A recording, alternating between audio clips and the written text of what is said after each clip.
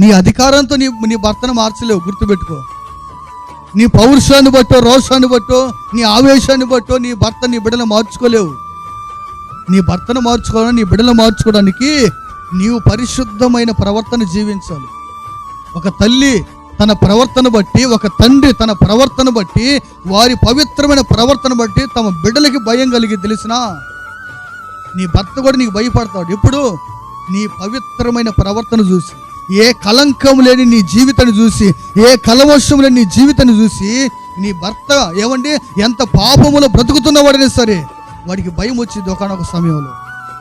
అయ్యో, నేను ఎంత అన్యాయంగా బ్రతుకుతున్నాను, ఇంత అక్రమంగా బ్రతుకుతున్నాను, కానీ నా భార్య మాత్రం పవిత్రమైన ప్రవర్తన కలిగి ఉంది, పరిశుద్ధమైన ప్రవర్తన కలిగి ఉంది. ఇలాంటి దానికి నేను అన్యాయం చేస్తున్నా, ఇలాంటి వాడికి నేను అన్యాయం చేస్తున్నాను, ఇలా బ్రతుకుతున్నానని మన ప్రవర్తన చూసి ఏం చేస్తారంట?